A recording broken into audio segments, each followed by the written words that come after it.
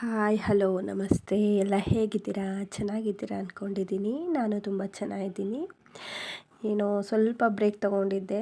So ಇವಾಗ ಮತ್ತೆ vlog ಮಾಡೋಕ್ಕೆ ಸ್ಟಾರ್ಟ್ ಮಾಡಿದ್ದೀನಿ. ಏನಿಲ್ಲ, ಇದು ಮಾರ್ನಿಂಗು.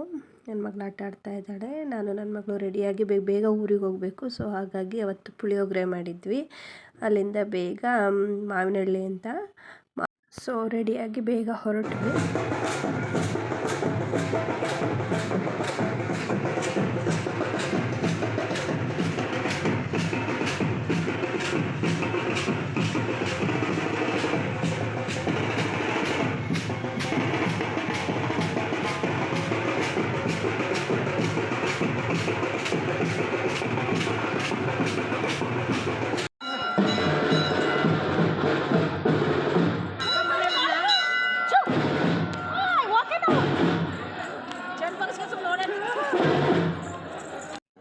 ನಾನು ನಮ್ಮಮ್ಮ ನಮ್ಮ ಜಾನು ನನ್ನ ಮಗಳು ಊರಿಂದ ನಮ್ಮ ಅಕ್ಕ ಶಶಿ ಮತ್ತು ಅಲ್ಲಿದ್ದವ್ರೆ ನಮ್ಮ ರಿಲೇಟಿವ್ಸೇ ಎಲ್ಲ ಮಿನಿ ಮಾಡ್ಕೊಂಡು ಬಂದಿದ್ವಿ. ಸೊ ನಾವು ಬಂದಾಗ ಆಲ್ರೆಡಿ ತುಂಬ ಜನ ಇತ್ತು. ಅಲ್ಲಿ ಯಾವಾಗಲೂ ಟೈಮಿಂಗ್ಸ್ ಬಂದು 6 ಗಂಟೆ ಅಷ್ಟೊತ್ತಿಗೆ ರಥೋತ್ಸವ ನಡೆಯೋದು. ಸೊ ತುಂಬ ವರ್ಷನೇ ಆಗಿತ್ತು. ನಮ್ಮಮ್ಮನ ಮದುವೆ ಆಗಿದ್ದ ಟೈಮಲ್ಲಂತೆ ಹೋಗಿದ್ದು.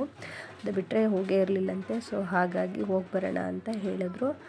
ಸೊ ಹೋಗಿ ಎಲ್ಲ ತುಂಬ ಚೆನ್ನಾಗಾಯಿತು. ಜಾತ್ರೆ ಎಲ್ಲ ತುಂಬಾ ಜೋರಾಗಿರುತ್ತೆ. ಈ ಟೆಂಪಲ್ದೊಂದು ಗೃಹ ಪ್ರವೇಶನೂ ಇದೆ. ಬಸವೇಶ್ವರ ದೇವಸ್ಥಾನ ಇದು.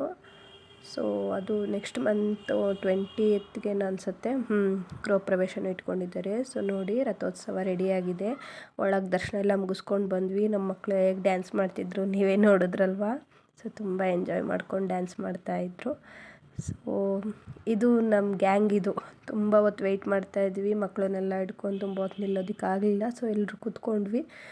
ಇವನು ನಮ್ಮ ಮಾಮನ ಮಗ, ನಮ್ಮ ಅತ್ತೆ, ನಮ್ಮ ಮಾಮ, ಚಿಕ್ಕ ಪಾಪುನು ಕರ್ಕೊಂಬಂದಿದ್ವಿ. ಸೊ ಎಲ್ಲರೂ ಸ್ವಲ್ಪ ಹೊತ್ತು ಎತ್ಕೊಂಡು ನೇನು ರಥೋತ್ಸವ ನಡೆಯೋ ಟೈಮು ಅನೌನ್ಸ್ಮೆಂಟ್ ಎಲ್ಲ ಮಾಡ್ತಾಯಿರ್ತಾರೆ. ಆ ಟೈಮಲ್ಲಿ ಸ್ವಲ್ಪ ಯಾಕೆ ಲೇಟು ಅಂದರೆ ಹರಾಜು ಕರೀತಾರೆ ಅವರಲ್ಲಿ. ಟೆಂಪಲಿಂದು ರಥೋತ್ಸವದ್ದು ಹಾರ ಮತ್ತು ಬಾವುಟ ಇನ್ನೂ ಏನೇನೋ ಇರುತ್ತಲ್ಲ ಎಲ್ಲ ಹರಾಜು ಕರೀತಾರೆ. ಸೊ ಹಾಗಾಗಿ ಅದು 6 ಗಂಟೆಗೆ ಆಗಿಬಿಡುತ್ತೆ. ತುಂಬ ಜನ ಇತ್ತು ರಥೋತ್ಸವದ ಟೈಮಲ್ಲಂತೂ. ನಾನು ಇಷ್ಟು ಜನ ನೋಡೇ ಇರಲಿಲ್ಲ. ತುಂಬಾ ವರ್ಷ ಆಗಿತ್ತಲ್ವ ಬಂದು.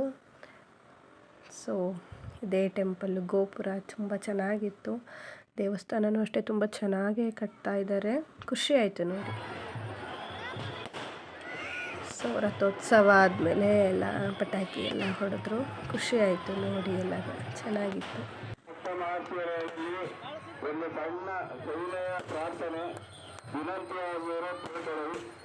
ದಯವಿಟ್ಟು ರಥೋತ್ಸವ ಆದ ನಂತರ ಅದರಲ್ಲಿರ್ತಕ್ಕಂಥ ಒಂದು ಹೂಗಳನ್ನು ಯಾರೂ ಕೇಳಬಾರ್ದು ಅಂತ ಮನವಿ ಮಾಡ್ಕೊಳ್ತಾ ಇದ್ದೀನಿ. ದಯವಿಟ್ಟು ಆ ತಪ್ಪನ್ನು ಮಾಡಬೇಡಿ.